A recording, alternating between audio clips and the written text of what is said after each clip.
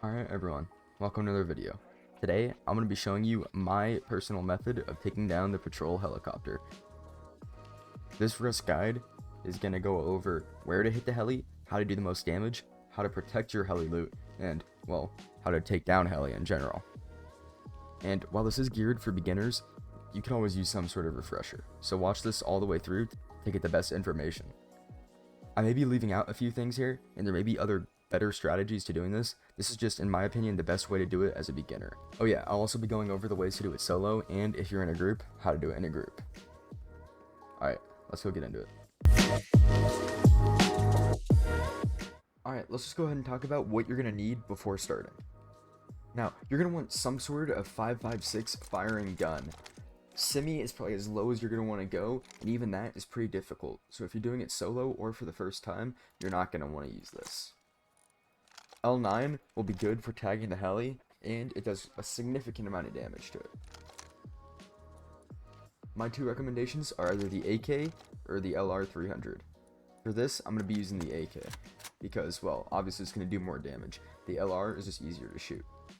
M2 can shred through the helicopter, so if you have one, you're definitely going to want to use it. However, if you don't, that's okay. Hopefully you get one from the heli. M39 is basically just an upgraded SAR. I wouldn't use it either, unless it's the only gun you have. Next, you're going to want to make sure you have a good amount of meds, especially if it's your first time taking it. It can do a lot of damage to you, even if you're inside. However, I'm going to be trying to show you the best way to take it while taking as little damage as possible. Okay, now let's go over how to design your base. For this, I just built a simple 2x2. This probably isn't the best thing to use because you will get shredded. The stone goes by pretty fast when the heli rockets. However, I'm pretty confident I can do it, and you're just going to want to add some stability in here as well. I'll put it to sheet metal if you have some spare, as it'll definitely be enough to stop it. Now, I just built a simple shooting floor going around the outside of the 2x2 core. In here, I put a ton of doors going around. This is because when the heli rockets, you're going to want to come in here and shut the door, meaning you're safe for now. Obviously, I've got some sort of roof access in case the heli is pretty far away, so I can still pick it off.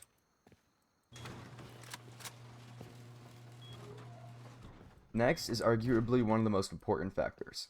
You're going to want some sort of protection on the windows. Most people prefer these vertical embrasures, as they're the easiest to shoot out of. You're also going to want window bars, just in case. These will provide cover from when the helicopter starts using its machine gun on you. They're all tier 1 items, so you can just go through the texture to get that. You're also going to want to make sure you have a sleeping bag in a good place, so if you die, you can easily run back. Okay, well, while waiting for day, my headphones broke, so now I get to go buy myself a new pair of those. Yay. Alright, well, next you're going to want to wait until you hear heli, which I currently hear right now. You want to locate it. This is best done with max render distance, which I don't have right now. And there it is. Once you hit it, that means it's going to start coming for you. So you're going to want to get into your shooting floor. Now watch out. As soon as it gets here, it's going to start machine gunning.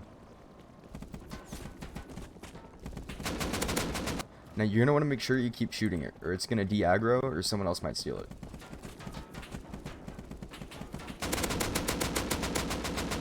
Always aim for the rotors, as that's where the most damage is done.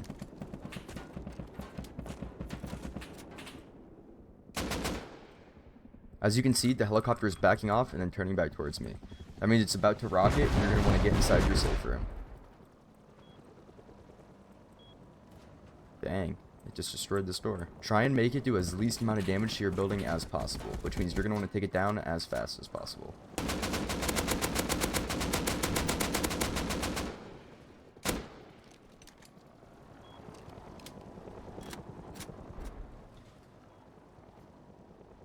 And there goes part of my base. That's why you want to make it sheet metal.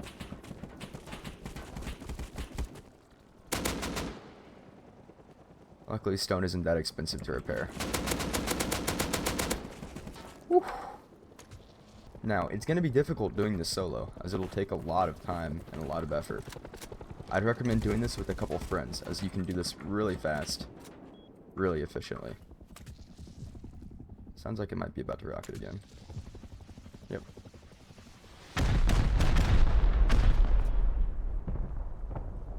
Don't go in that fire. It will actually do quite a bit of damage to you.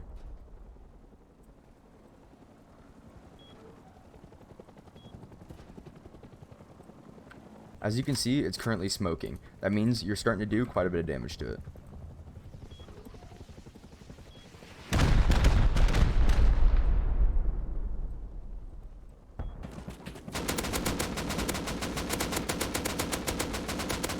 There are two rotors that you're going to want to aim for, or that one on the back, and the one in the middle.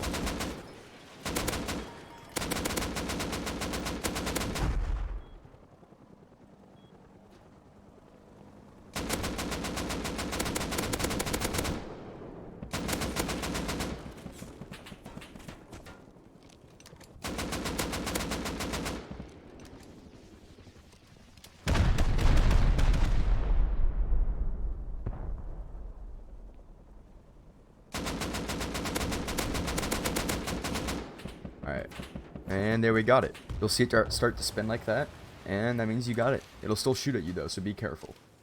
Alright, now we've got to talk about securing the loot. Obviously, if it's within a good area, you can either camp in your tower, or you can go down on foot. If you're a solo player, you're probably going to want to go down on foot, because once the fire goes out, and you've actually covered it from your roof while running there, that gives a lot of time for someone else to get up there and steal it all. So if I was a solo, I'd probably want to stay in the tree line here, keeping an eye on my back and the crates themselves. A lot of rats will try to run and get onto it. Now, if you've got a duo or a bigger team, you can always have at least one person sitting in the tower and the rest of you on the ground. I know it's a really stupid way of doing it, but I mean, hey, if you're new and this is your first time doing it, which it most likely is if you're watching a tutorial, you're going to want to get the loot. So there's no shame in it. Now, it takes about 5 minutes for the fire on the crates to go out, so you're going to have to defend for about that long. Be ready, because the whole server will try to come here and take the loot, as it's about as good as loot as you can get in Rust. I didn't really mention it at the start, but once the heli goes down, you won't be able to loot the crates as they're on fire. I did mention something about it a couple seconds ago, probably in the video, but when you first run up, the crates are on fire, so you won't be able to actually loot them. You have to wait for the fire to go out and the crates to be able to be opened. Really quickly, it is worth mentioning, if the heli does happen to crash in the water, all of the crates are instantly accessible, meaning there is no fire at all. As you can see, that crate should be good, as there's no fire on it. What we're looking for is rockets or C4 mainly, and M2 is always welcomed. It really just depends on what you're wanting. If you want an armored door, I guess getting an armored door out of this will be pretty good. However, it's not really something people look for. And there we go, we got an M249. This is... well, I mean, it's not really. Arguably, it is the best gun in the game. 100 shots, and it shoots really fast and does a lot of damage. If you're good with this thing, you can take heli down in a matter of seconds. Now, there's 4 crates that come with the heli when it's downed. Make sure you have eyes on all of them, or some rat is likely to sneak up and grab it.